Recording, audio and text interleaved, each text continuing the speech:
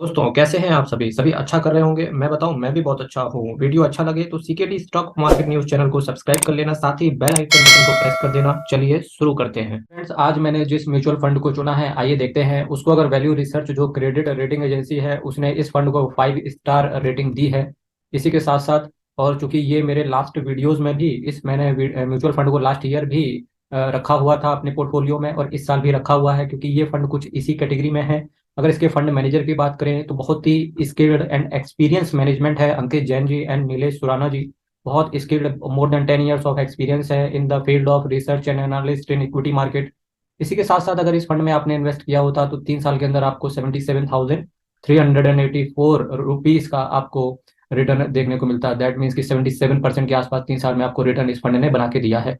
वहीं 3 महीने की बात करूं लास्ट के, कोई रिटर्न बना के नहीं दिया, बल्कि उन लोगों का फंड नेगेटिव होगा। लास्ट के 6 महीने में बात करूं तो अप्रोक्सीमेटली 9.5% का रिटर्न बना के दिया। और इसी के साथ साथ लास्ट में 1 ईयर में देखें तो करीब करीब कोई भी रिटर्न बना के नहीं दिया, बल्कि जिन लोगों ने आज से जस्ट 1 ईयर पहले इन्वेस्ट किया होगा, उनका पोर्टफोलियो करीब करीब 1.5% से निगेटिव होगा।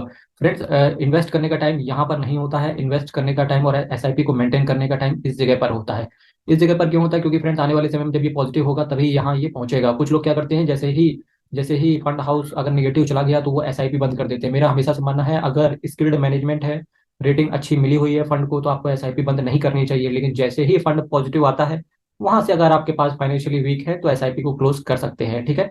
लास्ट, क्योंकि long term investment mutual fund में सबसे बेस्ट रिटर्न कमाने का बहुत ही इजीली वे होता है। ठीक है। लास्ट के 3 साल में बात करें तो इस म्यूचुअल फंड हाउस ने 77% का रिटर्न जनरेट किया है, रिटर्न दे दिया है।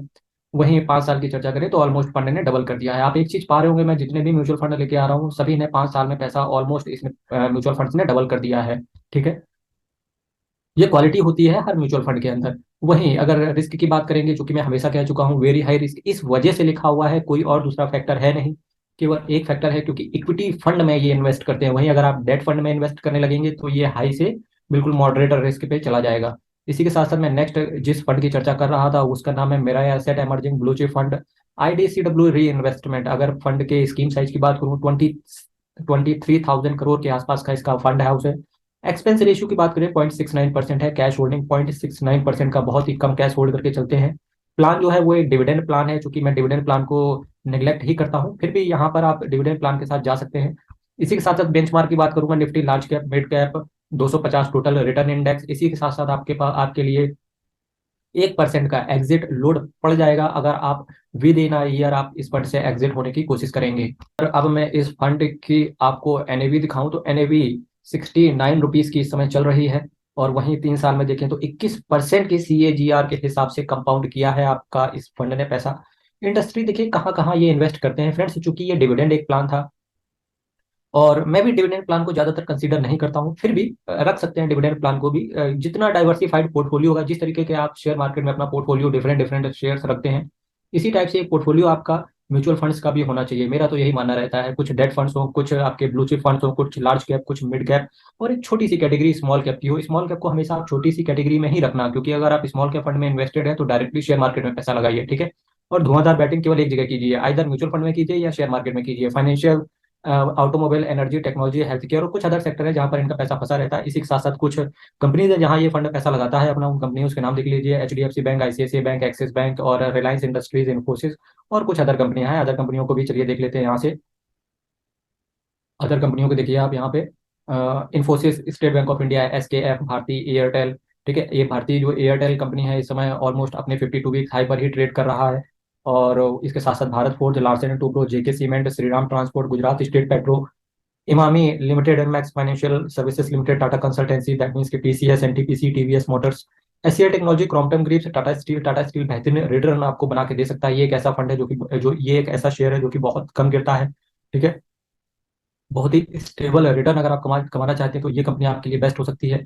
आईईएक्स, इस समय यही सुझाव है कि आईईएक्स को या तो पेशेंस के साथ होल्ड करें, या तो आप इस समय थोड़ा सा इस शेयर से दूर रहें। Sona, BLW, precision forging, Sun pharmaceutical, Gland pharma, नोवोकोविस्टार, Havells. Havells as a company wise देखें, बिजनेस देखें, मुझे बहुत अच्छा लगता है। Balkrishna industries, Page industries, Vinati organics, Bata, Bata India. Bata से अगर मैं बात करूं तो दुनिया में सबसे बड़ा मोची टाटा एंड, दुनिया में सबसे बड़ा, अगर मैं बाटा की बात करूं तो दुनिया में सबसे बड़ा लोहा टाटा एंड दुनिया में सबसे बड़ा मोची Bata, Federal bank, SBI cards and Aurobindo pharma, total Torrent pharmaceuticals, Krishna institute of medical sciences. इसी के साथ साथ टाटा कम्युनिकेशन, बहुत गजब का शेयर है टाटा कम्युनिकेशन भी, Zomato, Mphasis, Atul limited, Natco pharma, Maruti Suzuki and national aluminium company limited, Tata motors, Ipca laboratories, power finance corporation, Britannia industries, CEAT limited, Bayers corporation, Bayer crop science limited. ये कुछ ऐसी कंपनियां नहीं फ्रेंड्स। अगर आपके पास शेयर मार्केट में भी आप इन्वेस्टेड रहते हैं, तो मैंने आपको जितनी कंपनियां दिखाई, अगर मोर देन 50% आपके पास कंपनियां यही हैं शेयर मार्केट में भी, तो आप इस फंड को अवॉइड कर सकते हैं, दूसरा फंड जा सकते हैं। अब दूसरा फंड के लिए भी मैं आपको कुछ एग्जांपल्स यहाँ से दे देता हूँ कि quant large and mid cap fund same category में है, ICICI prudential large and mid cap fund direct plan growth भी सेम कैटेगरी में है, SBI large and mid cap fund direct growth, एक एसबीआई का फंड जरूर रखिए क्योंकि ये कंपनी भी ठीक है और अच्छा रिटर्न भी दे रही है बना के, तो और प्लस सेफ साइड भी रहता है एसबीआई म्यूचुअल फंड में इन्वेस्ट करना। एसेट अंडर मैनेजमेंट की बात करें तो 23,690 करोड़ का है, और इसके बाद equity large and mid cap है। इसी के साथ साथ अगर टोटल मेरा एसेट म्यूचुअल फंड की बात करें तो ये फंड हाउस एक बड़ा फंड हाउस है, 1,14,887 करोड़ का फंड मैनेज करता है। इसी के साथ साथ इनकी टोटल 72 स्कीम चलती हैं। तो ये रहा मेरा म्यूचुअल फंड का कंप्लीट वीडियो। वीडियो अच्छा लगे फ्रेंड्स तो चैनल को सब्सक्राइब जरूर करें, साथ ही साथ चैनल को शेयर करें, इससे काफ़ी मोटिवेशन मिलता है आपके लिए और अच्छे कंटेंट लाने का। चलिए यहीं से वीडियो को विराम देते हैं, बहुत बहुत धन्यवाद।